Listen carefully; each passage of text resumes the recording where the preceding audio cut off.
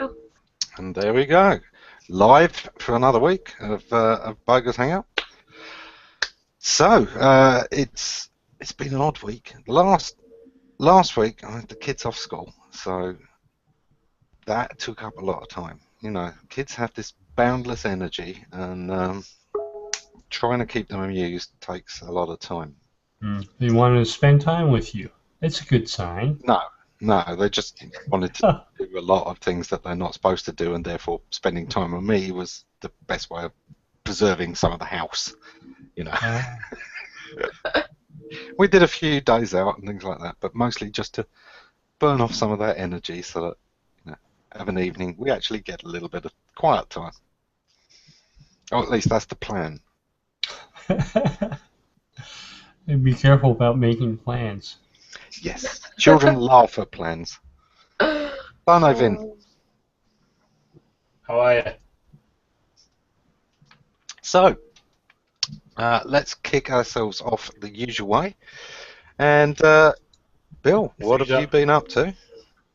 I'm plotting on how to use entities better. I'm going through Google's introduced some interesting patents in the last couple of days that have me drilling through them, trying to put them into English, as opposed to the legalese and computerese and search engine near ease. Some of it just, you can read it and read it and read it. It just doesn't make sense. So you've got to try to figure out what the topic of a paragraph is and give it a heading, and then move to the next one. See how all the pieces fit. I do sometimes wonder, do they get that thing, oh, this is going on record, it's there for posterity, I want to sound really smart here. So they kind of overcomplicate everything to have their little moment in history. It's funny, but you start doing it long enough and you start seeing the same type of style approaches from different people who tend to write things in certain ways. It's like, how redundant can you get? A lot of times they'll repeat themselves like 5 different ways to say the same thing over and over and over. And to a degree, one of the ones I'm working on right now is they try to cover aspects of the same thing from different directions and perceptions, and trying to take it and rewrite it as a blog post gets a little bit difficult, because I'm trying to write something that can be easily understood by other people. Yes.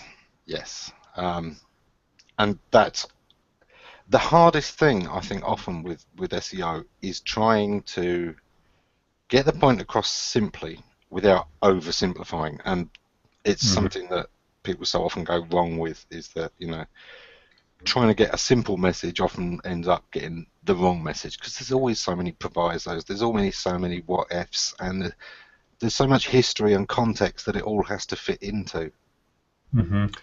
And some of the metrics that we come up with and try to use in SEO are ridiculous.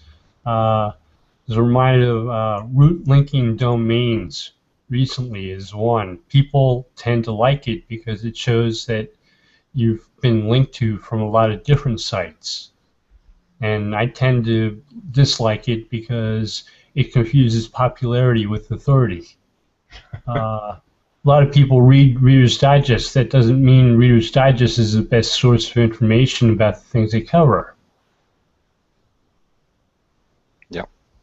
Now, they may think it is, but we end up with a Reader's Digest version of the web. Yeah.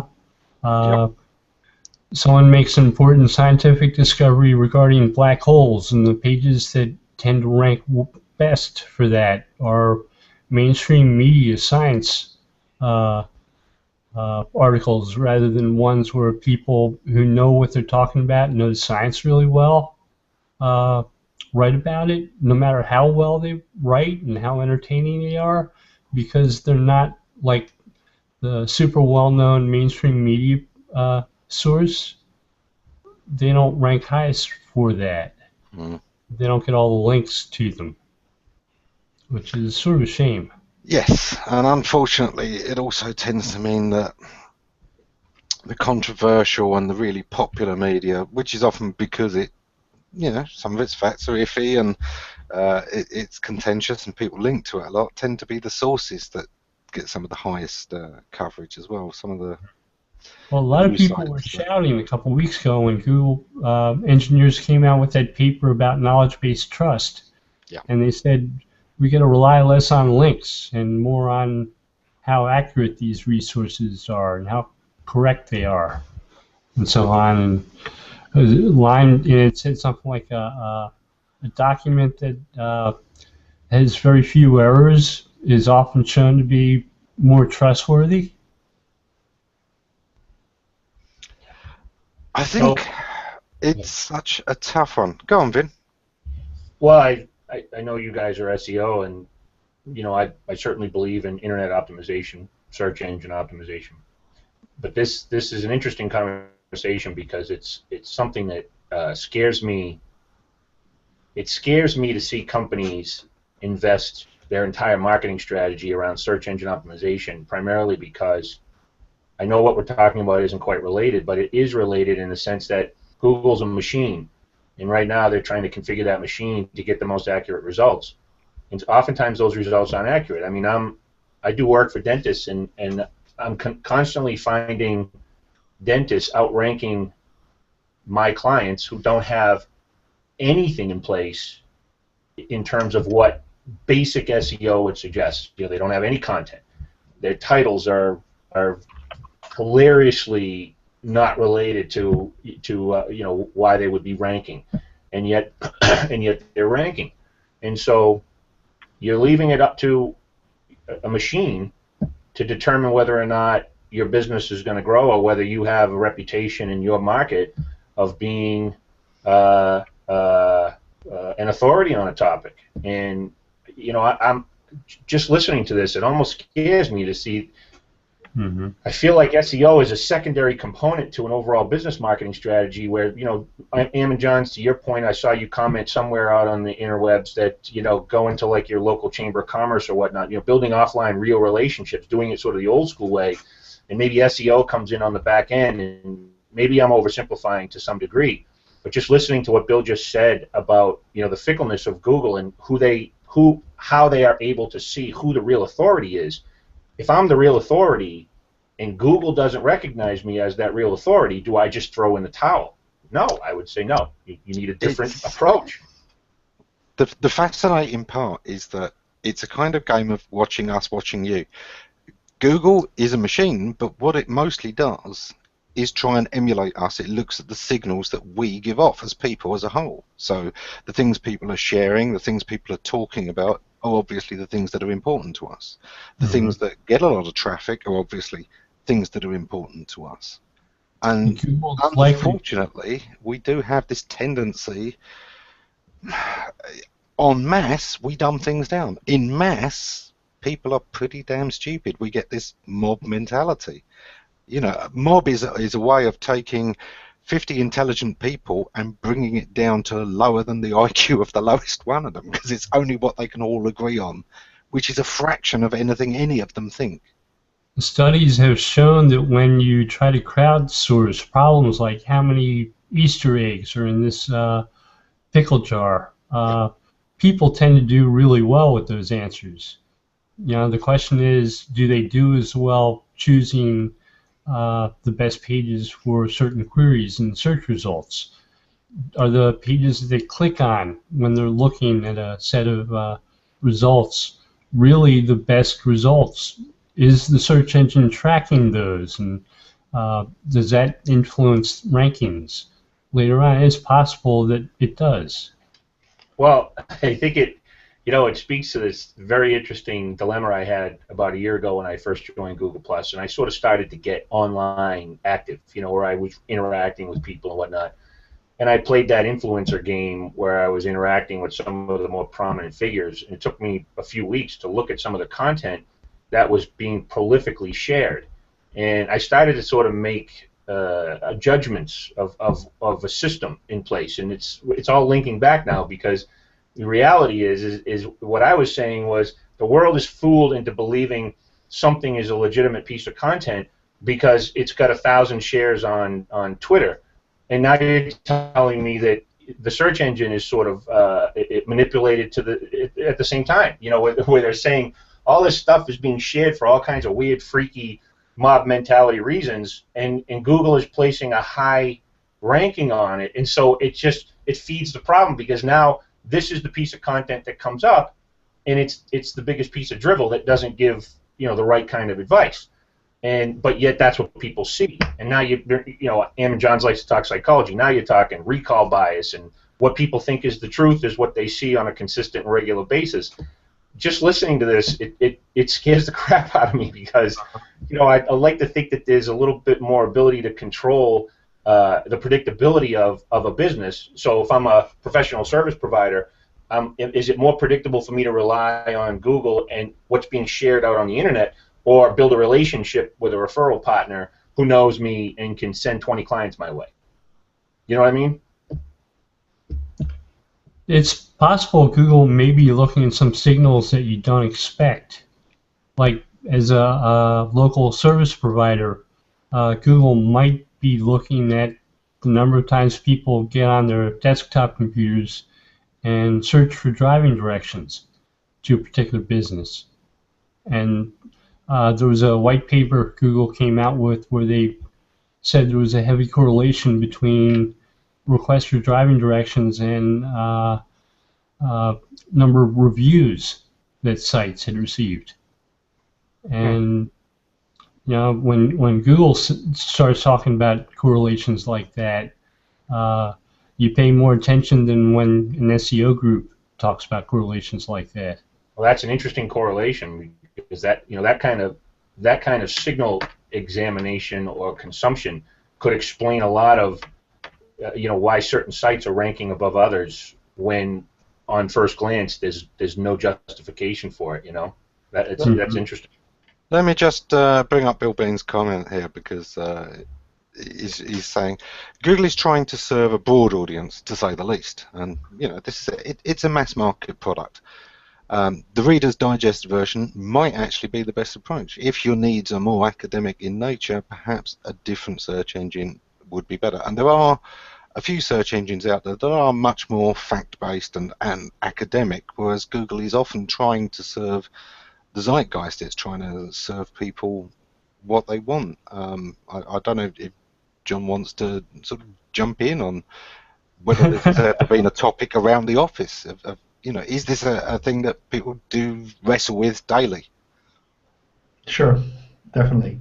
I mean, this is one of the reasons why we have so many factors involved with crawling, indexing, and ranking. It's not just that we look at links, and like you mentioned before, like some sites rank really well, and they have a terrible website where any SEO would look at it and say, why does Google even just look at this website? But because we have so many signals that we can compile across the board, we can see that maybe this is a really good result, a really relevant result for some people. So that's something where we try to balance things out. And that, I think, makes it really interesting for especially small businesses who don't have the ability to like really do hardcore SEO and try to do link building and all of that, where they basically have a simple, 10-page website, and they have their contact information on there, their opening hours, and that's it. And that's something where if a user is searching for a local business, it doesn't make sense to bring up this really SEO'd page that doesn't really match what they're trying to find. So sometimes you'll see things like a Flash-based website ranking #1 for some query where you'd think, well, Google can't even read the keywords on this page. How can it rank this? But because we have so many other signals that we look at, that kind of combines things and brings things to an interesting point. And I think the other aspect of like crowdsourcing versus like knowledge-based information, knowledge-based search results, I think that's something that always kind of changes over time, and also sometimes changes from query to query, where sometimes we'll have information where we'll say, well, these are the facts, and we'll try to present that in that kind of a way. Other times we'll have information where we say, well, there are a variety of opinions on this, and instead of focusing everything on the most popular opinion, maybe you'd like to see like the full variety and make up your own mind on what might actually be the case here. I think I think that makes it really interesting. It's one of the things I've liked most about the knowledge boxes, is that it kind of gives you the ability to play both sides, whereas you can kind of say, right, here's the stuff we're able to determine as facts, and here's the really popular stuff. Unfortunately, often, wherever that's from is often very high in the results anyway. I like that you get the hybrid type results, the question answer and the query answers. And if you don't like the question answer, you can look at the web pages listed. And I mean, these are things that we're always refining. It's still very new, I'd say, even for Google to kind of look at the knowledge graph, to look at the kind of the answer boxes that we show. And there are things that we try not to base on just one website, so it's not that like one popular website puts this out there and Google says, oh, this must be like the fact. I don't think that's the way it should work. So we kind of have to understand that this is really like kind of seen as the accepted reason for this, or the answer to your query. And until then, I think it makes sense to show kind of just a variety of the search results there. And even when we do show one of these answer boxes, that's something where we still show the search results, where you can still kind of look into that and say, well, some machine picked this answer here, but actually this doesn't really make that much sense for me, or I don't understand it, what it's trying to put together here. Maybe the short version doesn't make that much sense in English.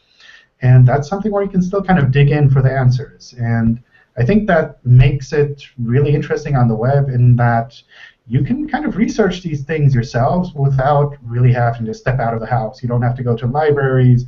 You don't have to kind of ask people for research. You can just browse the web and follow the links. Yeah. It's been a long time since I carried around my local library phone number in a card, where I could telnet into the card catalog and perform queries on books that I want to read about different topics. I'm glad those days are gone. I thought that was always really, really fun. Like when you could kind of like research something and you go and order this book from some other library, and after a couple of weeks you can go there, pick it up, and look at it yourself. I guess the hard part is really pulling that information out at the right time, making all those photocopies and all of that. That was a bit of a hassle, but kind of like the physical act of actually getting this information, I thought that was really fun. I think one of the fascinating things about search and about the internet is that I don't think we were as aware before of how many different versions of truths and facts there were. You know, we'd pick a set of textbooks and we'd tend to believe them because there it was in black and white. Whereas if you took 100 of those textbooks, you'd find massive differences sometimes between the interpretation of the facts they're picking up. And now it's a matter of like choosing your experts. But now that we get all of the results kind of in front of us, and it's so quick to go there, and we're not paying $20 or $30 a book to read that opinion, we're kind of aware of the difference more, and I think it's a good thing we're questioning data more. Yeah, I think questioning what you find on the web is something that everyone has to learn nowadays. It's not like it used to be. You would go to the library and say, I want to get a book on, I don't know, medical, something medical, like, I don't know, a book on cancer, and you'd go and get the kind of research journals and look that stuff up yourself. And nowadays you go to Google and say, I don't know, do unicorns cause cancer? And you'll get answers that tell you yes or no. And you kind of have to go further than just looking at the search results to really form your opinion on, is this even like the right question that I'm asking? Am I just getting what I was looking for, or am I actually getting something useful? And you go to only if you eat unicorns. Do you like cowboy? and pull out the sheet you've copied that say, yes, unicorns do give you cancer. The doctor looks at you and says, okay, stay away from unicorns. Yeah.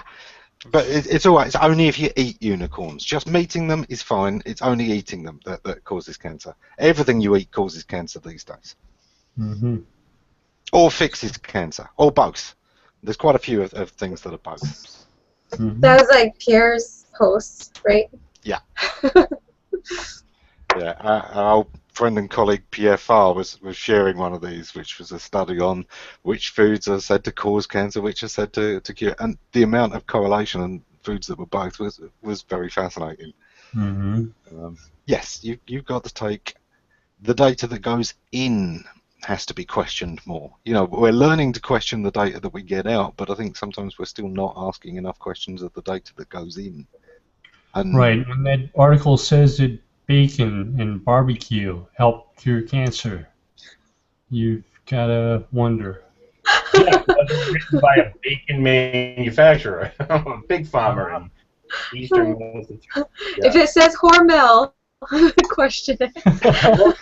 I wrote a post, I don't know, 6-7 months ago. I said, if you're reading advice on the internet, step one is determine how the person who wrote the article makes money. Yeah. Mm-hmm. And the rest will take care of itself. It's like polls that you read in the newspaper. Most people don't look at them and say, okay, who's this being paid for? yeah. Who did this survey? Where did they do it? Is that really representative of the whole country? Did they do this during a lunchtime in a busy area of the city? So it's only people who tend to work in that area. And yeah, I mean, there's so many ways that surveys go out. I spent some time working years ago with a market research company, and it was fascinating looking at what you had to do, the hurdles you had to go through to get a representative sample. And the things you couldn't do. You couldn't actually do online surveys for a long, long time that passed the bar because the online audience at that time was itself said to be skewed. I see articles about from groups like Forrester that conducts research on business and comes out with a statement saying that most people don't trust corporate bloggers. And you read the actual survey questions and the questions that surround it, and you ask yourself, how did they get that result? It doesn't really say that here. Yeah. A little bit of creativity going into interpretation of those things. Yeah, and interpretation, I think, is a good thing. I love the fact that you can get a lot of people who all tell the truth, and you get completely different stories. And I think that's fascinating because I think it makes you question your own interpretation of things, and therefore develop a better sense of perception, a better chance to understand your own biases and your own perception points and your own perspectives. Not to give John a hard time, but that's why I like having multiple search engines, so I can do a search in Bing and Google and Yahoo and compare the answers. See which ones I like best. They can be radically different. I started playing around with Bing like over this past week, and like what ranks in Google and what ranks in Bing is just like, it can be very different. It's very interesting. Yeah. Back in the day, the one that I used to love for that was Ask Jeeves, because it was hugely different to any other engine of the day. The results it got were massively different. I wouldn't always say they was good, but I would say that if you'd done a search on other engines and hadn't got the answers that maybe you were looking for, straight over to Ask Jeeves and you would get a completely different set of results. Now, that's going back to even before the Tioma acquisition and things like that, but I still think that looking at different engines, and particularly ones that are similar but radically different, I don't find Bing that different sometimes. You know, there's some differences, but it's still built for the same audience. I think it's much more interesting if you jump over to Baidu. Well, Oddly John, enough, you use the Wolfram Is it Wolfram Alpha or something? Okay. Use that one. I've just played around with it a tiny bit. Have you noticed very much difference? Very much deviance? Well, I guess it's more if you want to calculate something, which is, I guess, some things that you do in Google. I don't know. I've resorted to doing like simple addition by pulling up Google.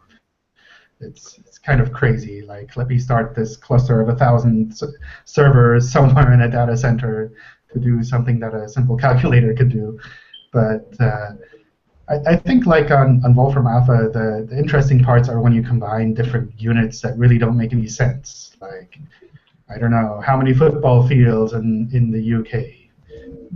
These kind of things. So that's kind of fun. I haven't actually played around that much with Baidu and Yandex, but that sounds like an interesting thing as well. I know they're expanding a bit as well, I think in South America. So maybe they'll bring more English into the mix as well. I don't know.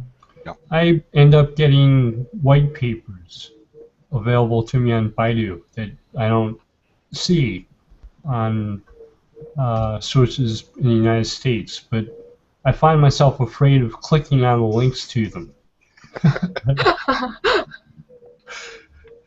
It's very interesting because Baidu actually came around, the research was a very, very similar time to Google's, and they both went with link-based algorithms at a very similar time, but different approaches again. And it is fascinating to look at the differences between them when they were both on paper. The patents are very, very similar.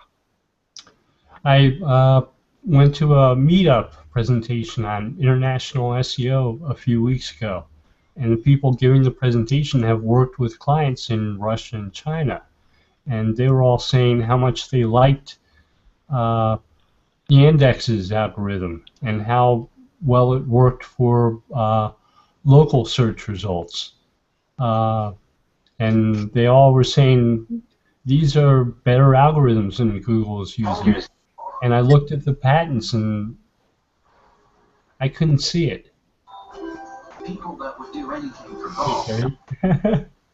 Or that would do anything. Who's got the telly on? Oh, Jesus, Lord. So,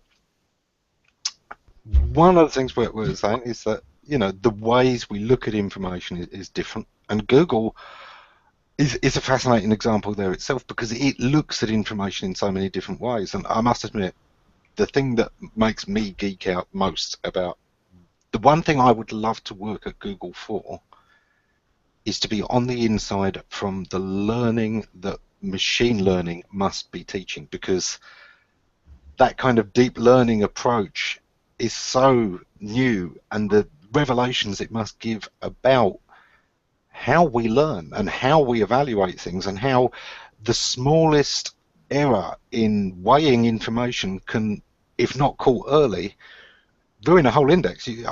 There must be times when they have to wind back quite a way, John, and I imagine that is a fascinating thing. Do you manage to keep up with any of that? Not so much, just I guess the edges of that. But it's something that, I mean, we do use it in various places at Google, but I don't think we use it so much in search. And some of that, I don't know. I think Bing does a lot with machine learning in search. Yandex does a lot there as well. I think some of the difficulties around that is diagnosing what's coming out. Like if you have a clear algorithm, you can say, well, if you put these numbers in, you do this calculation, and this number comes out. Whereas if you have a machine learning system, it's like you put these numbers in, and this other number comes out, but you don't really know why that happened. And if the wrong number came out, what do you have to fix? What does that mean? It's like you ask someone to do a calculation in their head, and they give you an answer, and you can't judge, like, what went wrong? Why did this number come out? Why didn't a different number come out? It's like just a magic. As an SEO who does optimization for websites, one of the things I think about when looking at Google is how do they optimize what they come out with? You know, we know they likely catch pages and so on and catch results and try to speed those up, but how do they provide the best experiences for things like rich snippets and so on? And how do they speed up certain things? There's a snowstorm in New York City, and they connect to a emergency alert warning that shows in big bright red letters that there's a snowstorm. People should take shelter. How do they know who to show that to? You know, they want to optimize to give the best results to as many people as possible. And think about how they're going through that process. I think one of the main areas that Google's probably using machine learning the most, or hopes to, is I know that, you know, shifting data about is itself a huge logistical issue. Mm-hmm. When you're the size of Google, when you've got all of these data centers, and when you're having to serve data to lots of different places and in different flavors, you've got to localize and personalize different parts. You know, quite frankly, I used Google Translate at one point, and I translated the word gasoline into Cantonese, and I searched in Google for it, and it was pretty clear that the data center I was getting results from was in China. Yeah. Which wouldn't help me find a local gas station if I only spoke Cantonese. But, you know, definitely some type of predictive algorithm going on there that decided that that data center would be the best result for me, most likely based upon a familiarity with the language. Ah, yeah. But if you'd posted gasoline in Cantonese and then the American for the location, be interesting to see what the balance is there, because then you're playing both sides of the localization. You're giving it an explicit locality, and you're giving it the language. And I love seeing the balance that goes in, because everything in Google has to be balanced so much. You know, by the time of day we're searching must tell them things about the audience, particularly when you know a location. You know, a lunchtime search is probably different to an evening search, and I'd love to look sometimes at how much change there might be in some of those results, how much temporality is playing into search. Yeah, I think we probably don't go that far. So that's something where it's kind of interesting to think about what might be happening there. I don't think at the moment we're really doing that much. But I guess taking a step further and taking the current results and turning that into something like what you're talking about, that might be interesting. Or even just generally understanding if you're at work or if you're at home, you're trying to find things out privately or find things out for your work, if you should serve different results. These are all interesting kind of questions worth kind of following up on, and I don't know, maybe doing studies about, running experiments on those kind of things. But it's really, I don't know, I'd almost say it's at a basic level at the moment. It's not that we're doing anything completely crazy to figure out, like, oh, he's searching from this laptop, that means he's currently there in this location, and he's really more interested in a new type of beer and not a car model that he might use to commute. But I don't know. It's nowhere that fancy yet. It strikes me that, you know, the difference between somebody at lunchtime in the city saying, where can I get some shrimp, and in the evening at dinner time saying, where can I get some shrimp, they probably want quite different establishments. And it strikes me that for Google now, there would be an advantage in understanding the time of day, and therefore the lunchtime they may well want a sandwich, they're going to want something quite quick. Evening, they're probably going to want a decent meal, sit down dinner. Yeah. I mean, that's something that kind of automatically follows when you start thinking about more about voice queries, where people are actually searching by saying what they're trying to do. Yeah. And that I think there's a lot of potential still there, where understanding what people mean and understanding the subtle differences, like you mentioned, of what specifically they're looking at for now, where maybe, I don't know, they got an email from a friend and they know, I don't know, this friend is vegetarian, and you say, I want to find a restaurant for tonight, and automatically suggest vegetarian restaurants, maybe. I don't know. These are things that are theoretically possible. I don't know how far it'll actually happen. And a lot of I think the interesting parts is not so much like, is it theoretically possible or not, but can you do it in a way that doesn't freak people out? Yeah. Like if you ask for restaurants and suddenly you see, well, you've just been emailing this guy who's a vegetarian and therefore I'll suggest vegetarian restaurants, then it's like, oh my God, Google is reading my email. So doing that, I think, in a way where you're surprised in a friendly way, and like, wow, this is like really matches what I was looking for, instead of like, wow, this is really creepy. That's, I think, the interesting line to draw.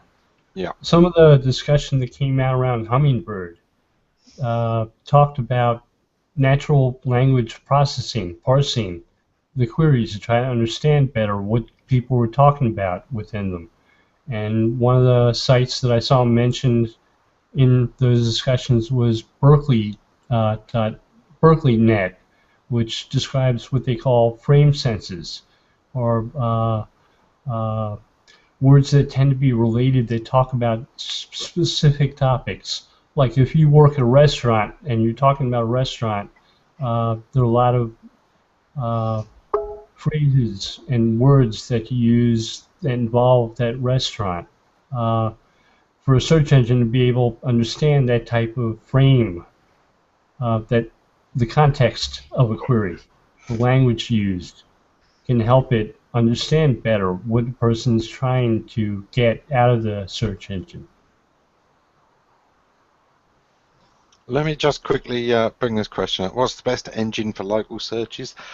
I think it's going to be your mileage may vary. It's one of those ones, try a few, see what works for you. I find Google's really good for me. I find that its localization works. But have a go at Bing, have a go with a couple of others, find out which one suits you best. Because I do think that the tastes vary, and therefore the engineers' tastes vary as much as ours do, and it's kind of finding where you and the engineers agree the most. Maybe you agree more with Bing engineers than Google engineers. Maybe you agree more with Bing, Google engineers than Yandex engineers. Have a try, find a few, and the best one is the one that works for you. Mm-hmm. I've been noticing more and more in Google local search results that there are ways to filter them more based upon things like prices and ratings and so on, that weren't there as often in the past. They've been showing up more frequently.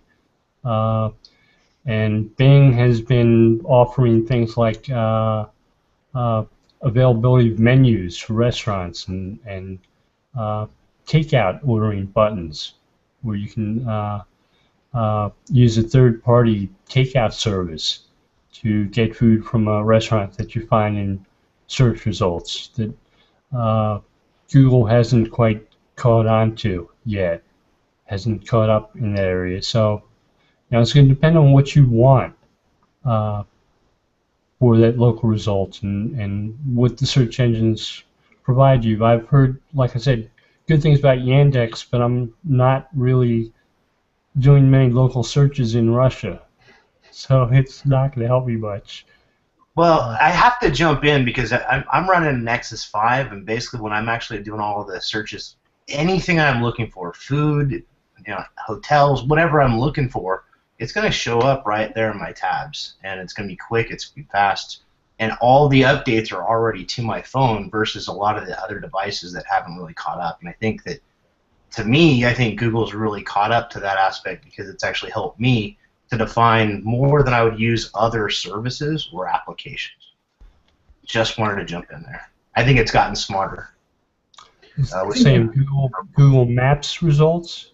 just basically when you're on a mobile device, it's going to default to the closest to your GPS, which is nice, right? So basically, I'm going to go, hey, I'm going to look for pizza. Simple.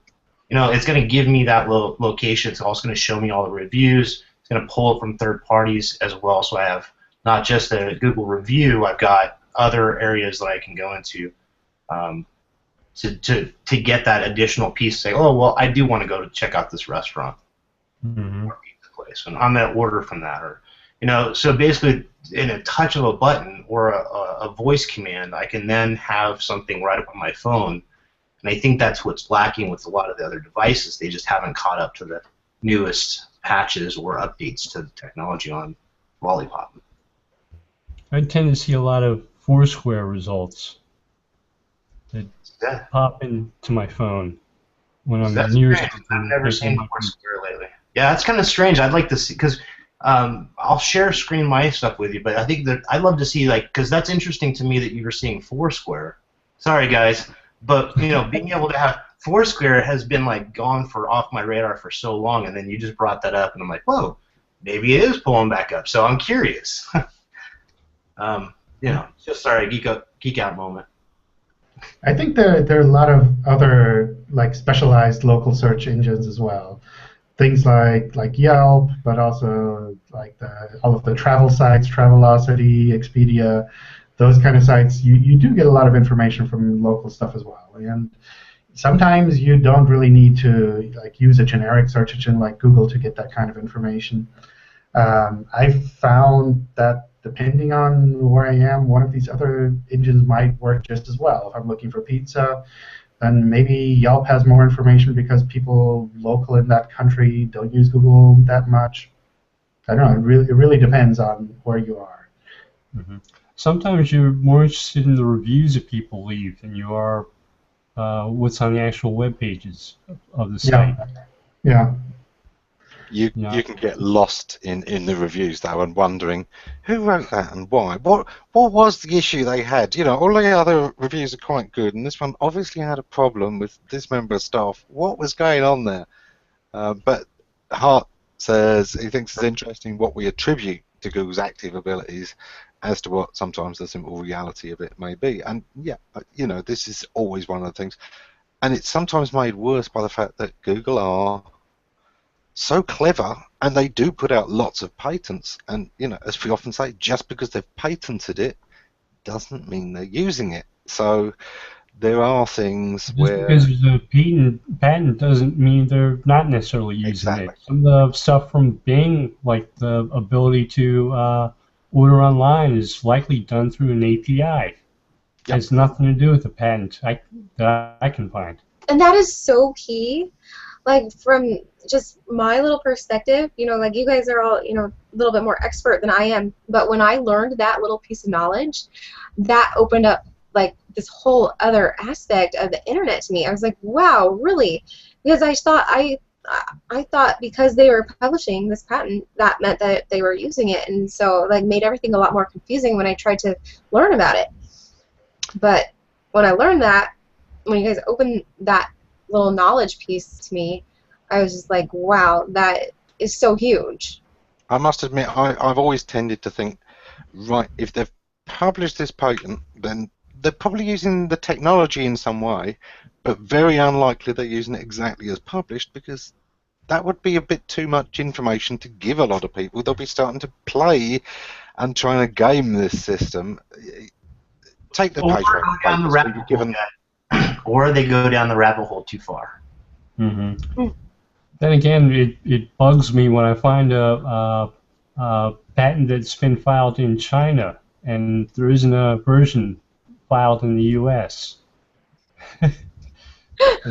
The one from China describes things that are happening here and now, and the one from which is very interesting in itself, because of course for many years the Chinese system didn't accept intellectual property. There was no such thing. If you had an idea, it belonged to everybody.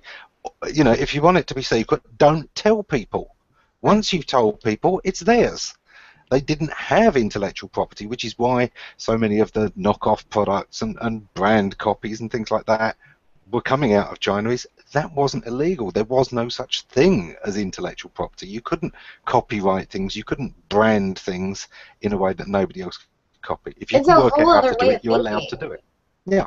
Well, when Google came out with PageRank, it turned into such a marketing soundbite that differentiated themselves from other search engines. That I think they're sort of struggling to let go of it now, and I think they want to distance themselves from it a little bit, but can't figure out how to do it. When you have some of your, like your director of research, Peter Norvig says, PageRank, we use like 200 ranking signals other than just PageRank. We're looking at other things. But it's interesting how many of those signals themselves take, from some degree, cues from PageRank, because after all, we know that one of the ways looked at for ordering crawling of the web was to look at PageRank. So anything you're telling on page technically has a little bit to do with PageRank, because a low PageRank page is much less likely to be indexed in the first place. There was a Yahoo paper that came out last year that was interesting, talking about crawling the web. And they talked about targeting pages that had more metadata on them, more markup. They were going to focus more on pages that had more data upon them as a first priority, rather than how many links were pointed to them, which was an interesting way to think about it. Yes, and it will end badly, because let's face it, look at the early days of the web. Who were the ones putting as much metadata in there as possible? The spammers. And who's probably doing this now? Who is probably trying to put as much schema, as much stuff in there as possible? Yeah, the same people. Yep. Whereas that really interesting, fascinating maths paper that's just came out probably isn't from a webmaster. He probably knows nothing about schema. He may have published this on Blogger, so it may have some in there. Or he may have just used Word's own ability to make a page, which is terrible code, but it's really important. You know, when Google started, one of the fascinating things, why was Google so simple? And the story that always came back was, well, we weren't web developers. You know, we knew how to put in a query box and we could do the basics, but we weren't going to do big layouts because web design isn't what we do. We're indexing based on titles. You mean there's actually words in those pages? Yeah. Of course, content marketing. That's what they mean. You know, before they invented content marketing, we didn't have content. We used to have just blank pages out there. Well, content is king, right? Yeah. Hey, can anybody spare some extra links? I got pocket full here. Oh, cool. Are they PageRank 8 though? I can't accept them here. They're all bad links, so they're bound to give you a banquet for sure. Perfect. Those will work. There are internet marketing forums you can go to where they usually post weekly. Get your links. Pages where you can get links from. All you have to do is spam their blog comments. I'm gonna have to go check that article out now. Yeah, just go through your spam folder of your email, and you should find plenty of people trying to give you links and sell you links, and likes and follows and goodness knows what else, and some unusual medications. Oh, Yeah. those kind. I tend to get most of my Twitter followers through Twitter. I don't know why. Like, can't you block those? Actually, Links. Michael, it's more like off-the-cuff links. Yeah. Oh. There we are. A lot to absorb. Sounds like my Friday nights of drinking. Sounds like my Tuesday afternoon. Just kidding. And actually add a link with some PR links juice as well, just to add a twist to it. Press release, and can I have a little bit of that to add to this mix? Oh, jeez. Oh, just add a little comment spam while we're at it. Jeez, just top it with a cherry. I love it. Just post it on PR Web. I love it. I'm learning so much from this thing today. You guys are such geek. Let me just quickly shout out to Arthur. Arthur, when we go offline, jump in through the link we've posted, and we can chat quickly there when we're off camera. So if you want to jump in, we can have a quick chat after. So we've got about 10 minutes left, and apart from buying links, I mean, what?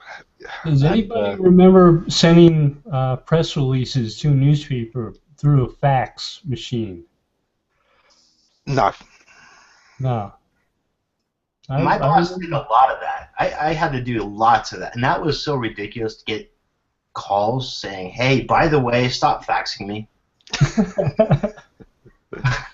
Yeah, I'll take you off my fax list. Yeah, I have emailed. But no, I didn't ever fax a press release across. I have sent them snail mail. Did you, Bill? Yeah, there was a local newspaper in a town I worked in that would take our press releases and publish them, but they wanted us to fax them to them. It's like... Yeah. Do you remember getting the fax spam? They've never heard of email attachments? That was, I must admit, fax spam used to be quite amusing. Back in 2000, 2001, you'd still have fax machines around then, and yeah, suddenly the fax goes off. You go, oh, right, who sent us something? No, it's somebody trying to sell us often print and fax supplies. And you think, sneaky. You're trying to use up all my ink on the fax. That was me. I have to buy more. That was me. I did it. I'm sorry. I registered my car in California. I got a notice from Virginia asking them for some type of notification that I no longer live there, so they would stop charging me tax, property tax. And it's like, okay, I can email that to you if you want. I just have to scan it, and they sent me a response saying, you can just fax it to us at this number. And I sent a response back to them saying, what's a fax? How did they respond? They didn't respond. No use. Yeah. They're like, he's too smart for us. The old modems, you used to, of course, with a lot of the modems, you'd get a virtual fax machine, which let you basically turn faxes into email, or images anyway. You could. Here's one better. I had an ISP, and we actually had we were the provider, so basically we had the telecom opportunity that used all the fax opportunities, and we had companies that did all that spam through us, and I was like, what? And I realized quickly that this was probably a bad thing. Yeah. We did that with an automatic dialer when I was in telemarketing. Had to make all these numbers, figure out which one was a fax machine. You got a spam list for faxes. Yeah, the moment that you hear that, you're like, oh, next one. Yeah. Oh, it wouldn't even do that. It would just, if it got the response of a fax, it knew that that was an automatic fax machine, and we could send stuff there. One of the things that I loved, yeah. one of the things I loved about moving out of London when I did was, at the time, I was getting so much Bluetooth spam because they were spamming on Bluetooth. You'd have quite a powerful area. If you dialed up the power on your Bluetooth, you could spam thousands, if not hundreds of thousands of people, given the size of London and how densely populated it is. So, it was so good. You moved out. I don't think I, had any problem with the Bluetooth ever, other than that since. But yeah, it was a big issue for a while in London. You'd walk into some shopping centres and immediately the Bluetooth would start going off. Everything's trying to connect to you, send you messages. because you could get quite a bit of information if they established a Bluetooth connection. If you accepted that connection, it could automatically handshake with your phone and get some data about you. Hey, Ammon, I read a while back you were talking about the machine learning. Penguin and Panda were built using machine learning or used in the process. I think that's in search where they use it a lot, is for that kind of stuff. I don't think they use it at real time. I think that's more of a processing, building a seed set and figuring out what are the traits of, you know, the spam, the bad stuff. The place that I see it most is when I'm doing image search. And especially if you start with an image and look for similar images, that is almost certainly all from the machine learning. And it's really good these days. You know, you spot a landmark and it will identify that landmark and show you other pictures of it, sometimes through the seasons. So certainly local landmarks. Providing categories. Yeah. Also, if you try it out with Google Plus Photos or Google Drive, that's always really awesome. Yeah. Like you can search for something, I don't know, like snow, and it'll go through your photos and try to figure out which ones have snow on it and show that to you. Yeah. That's really awesome there. Can I ask a question that's kind of silly? Yeah. Sorry, go ahead. Okay, so there's Google Views. You guys know what I'm talking about? And like on mine, I've got like, I don't know, some exorbitant number, like 35,000 views and stuff. Like I've got 13 pictures on there. How does that happen? People are hot linking to your pictures? What does that mean? Possible. Well, it sometimes means that you've used an image, it's linked into a post, and a few other people have linked it into their posts, and between all of those posts, every time one of those posts gets seen, the image is pulled up. I had a website that used flags from different states as images, and somebody decided that they wanted to use my flag from Alabama as their avatar in a forum. And it was like a 10 pixel by 10 pixel avatar, which is why bother at that point. But it was such a busy forum because it was all college sports related that image was getting lots and lots of views. Mm-hmm. So I had to like rename it and replace it with something not quite so friendly under the old name. Wow. Yeah. And why did you get that choice? There were some nice fixes for, you know, the HD access file and some other things that you could prevent hot linking and send them, you know, they'd get a different image, even though it was the right URL, because it was turning up outside of the context of your site. Yeah, you could send them a completely different image saying, you know, please stop stealing my bandwidth, you whatever. And yeah. Yeah, we did that in the old days to a lot of the image hijacking that we'd have before we had to go through watermarking and everything else. But there's a lot of ways to protect your images too. But what I was saying is, you know, kind of the way that we've kind of gone from drifting from old days to where we are now with machine learning, I think it's fascinating the fact that how smart it's become, and it's how it's become a tool in all business and the way that we actually function with our day-to-day. It's, you know, our calendars, our mail, everything that's kind of concise, and it helps us to get further. I mean, you've got, you know, Google Keep helping you do all these different things. But we didn't have that when we all first started. We're talking about Alta Vista. We're talking about Google when it first started back, you know, when they first grabbed the domain. But now look Alta Vista, you're spoiled. Go back to Northern Light and Web Wombat and. Oh, I know it. Jeez. I mean, yeah, Netscape. I built my first website for Netscape. Jughead. Yeah. And it had one of those cool like frames that actually the background stayed and you could move it, and it had all these cool animated GIFs on it. It was fantastic. It was, well, it really wasn't as today's age, but you know, it fit on a floppy drive. Why were you doing ranking reports from 10 different search engines and making sure that the numbers were getting there every week from Hotbot and AOL? And now we have Google Analytics, where we used to pay thousands of dollars for that type of data too, And now we can actually customize it and detail it into different dashboards to allow us to function as a business in any business platform we want. Mm-hmm. We didn't have that when when I first started doing AdWords, which was 2001, I believe, and we only had a couple hundred people on the platform. And you find a query space. I had no analytics. I had no idea if I spent $1 that I made $3, or even $1.50. I don't even think it was out in Europe at that time. I think it was 2002, even 2003, that AdWords was available here. Because 2001, that was, well, Overture was still rebranding, and they'd only just come to Europe themselves because the company I was working with had a head office in Germany, and we were helping them because they were just starting out to branch over into Germany and needed to know that market. So I did quite a lot of work with Overture at that time. And, you know, it was a fascinating look at what went on.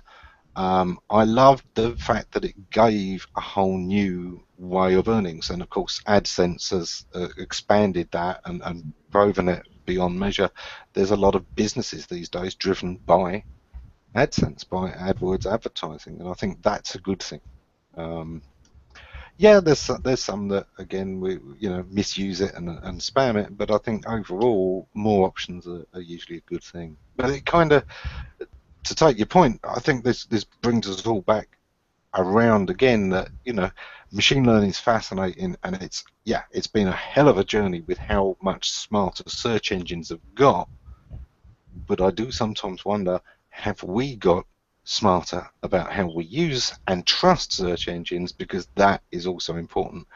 What I was saying earlier about the fact that there are all these different sources, and even the experts disagree, even the textbooks disagree.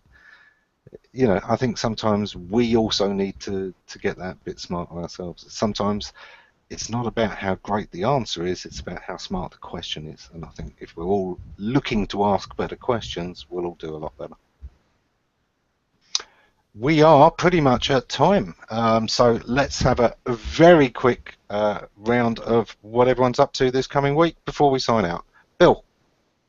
I'm looking to go to local meetups. I'm afraid that I've been looking in places like Los Angeles, which are much further than I want to drive, but they look interesting. And maybe worth getting on the highway and learning something about the California highway system. Cool. John, what are you up to this week? Mostly preparing stuff for next week's launch, which will be interesting, but I hope not too surprising. We've been kind of talking about it for a while now. Is it the mobile algorithm? Yeah. Mobile friendly? Get them. Put them in a room and lock them up. Yeah. Put it this way. It's so bad what's coming that Pierre ran away from doing all the stuff he was doing with mobile. He's gone into AdWords. Kristin, what are you up to this week? I don't know, nothing. I'm just gearing up for the big mobile launch. Just learning about this and that. Vin? No plans. That's always good. Terry? I'm writing the statement for my clients that are going to get hit by the mobile. Yeah. William, what are you up to this week? As my phone goes off. Here you go. No, I'm just prepping some slide decks for WordCamp KC. So I'm actually going to be a speaker coming up. So I'm talking about security and how to protect a WordPress site. So. Yeah. Don't use WordPress.